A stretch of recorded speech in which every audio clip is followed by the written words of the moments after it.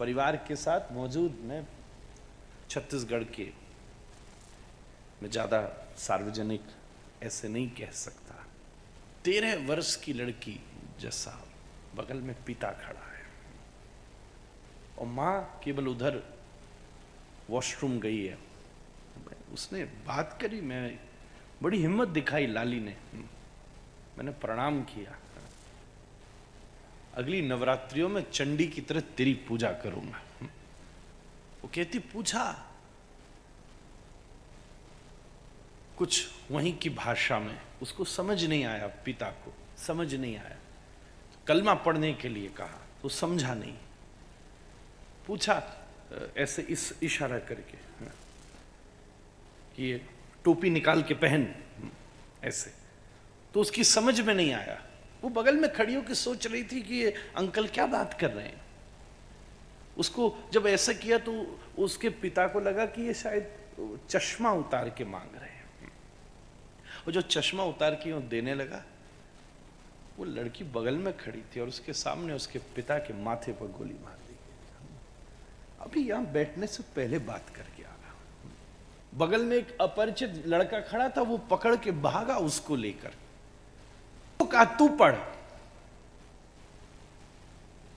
तो उसने टूटी फूटी सुनी होगी, कुछ बोली, तो उसको उसकी पैंट खुलवा के, तीसरे व्यक्ति के साथ वो लड़की दौड़ी, 13 वर्ष की। उसको पूछा, उसने सुनाया तो छोड़ा, तो वो लेकर भागा। रात भर अपने पिता की खोज करती रही। बहुत देर बाद मां मिली। वो कहती थी कि उसके परिवार के लोग बता रहे थे, वो ये पूछ रही थी क्या यहां गोली लगने के बाद कोई बच सकता है। कितनी बार मुझे समझ नहीं आ रहा कि आंखों के आंसू में बोलूं कि हृदय में जल रही आग में बोलूं।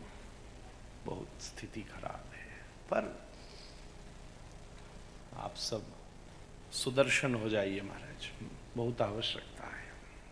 मैं निवेदन करूं, ठीक है वेदों की आज्ञा है, पर सबसे पहला अगर इस विषय में सबसे पहला अगर कोई कदम उठाना है, हर व्यक्ति एक बात कह रहा है, न तो आपकी भाषा पूछी, भाषा के लिए लड़े जा रहे हैं।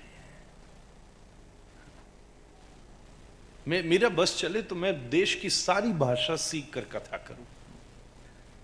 मैं बीच बीच में बोलता भी हूं, जहां कथा होती है उसके प्रयास करता हूं, 2-4 शब्द पकड़ूं। फिर जाति, फिर वैश्य, ब्राह्मण, ठीक है।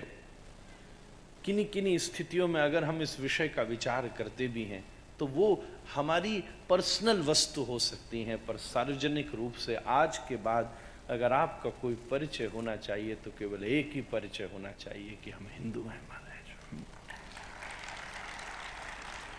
कुछ नहीं पूछा, केवल नाम पूछा और धर्म पूछा। आज तक ऐसा इतना स्पष्ट तो देखा नहीं किसी ने। और वो अपनी मां को बता रही थी कि जब तीसरे व्यक्ति ने कलमा सुना दिया और वो भागी, तो वो मारने वाला व्यक्ति सामने खड़ा होकर उसको कहता था इसको नहीं मार रहा हूं क्योंकि इसे जिंदगी भर ये याद रहनी चाहिए कि एक हिंदू बनने से क्या क्या देखना पड़ता है। बात करके आ रहा हूं मैं, कोई समाचार पत्रों की बात आपसे नहीं कह रहा। मैं कल से देख भी नहीं पाया, मेरी इच्छा भी नहीं हुई। आप भी पूछिए ना धर्म, अब क्यों नहीं पूछते? व्यापार में पूछिए। यहां धर्म पूछकर जन्म और मृत्यु का प्रश्न खड़ा हुआ है। पूछिए ना व्यवहार में धर्म, पूछिए ना व्यापार में धर्म। मैं तो कह रहा हूं पासपोर्ट पूछते समय भी तभी दीजिए जब धर्म पूछ लीजिए। राशन पूछते समय भी पूछिए। यहां धर्म पूछकर मार दिया जा रहा है, ऐसी निरीहता है राम। और फिर सेकुलर दुनिया कहती है कि आतंकवाद का कोई धर्म नहीं होता। खैर बिल्कुल होता है। और मैं आपसे निवेदन करूं, काफिरों को अगर मारने वाला एक धर्म होता है और वो आतंकवादियों का धर्म है, तो आतंकवादियों को मारने वाला भी एक धर्म होना चाहिए, उसका नाम हिंदू धर्म है। बहुत विनम्रता, मैं बहुत विनम्र आदमी हूं, मैं कभी ऐसे बोला नहीं। मेरी पिछले 30 वर्ष की कथा जहां मौजूद हुई सुन लीजिए, सुनने वाले पुराने श्रोता बैठे, मैं ज्यादा ऐसे घुसता नहीं। पर कल तो हद ही हो गई। और मैं निवेदन करूं, करुणा उस पर दिखानी चाहिए जो करुणा के लायक हो, दया उस पर करनी चाहिए जो दया के लायक। हम खूब दया से भरे हैं, पर अब धर्म पूछ के दया करेंगे, अब धर्म पूछ के करुणा करेंगे, अब धर्म पूछ के प्रेम करेंगे।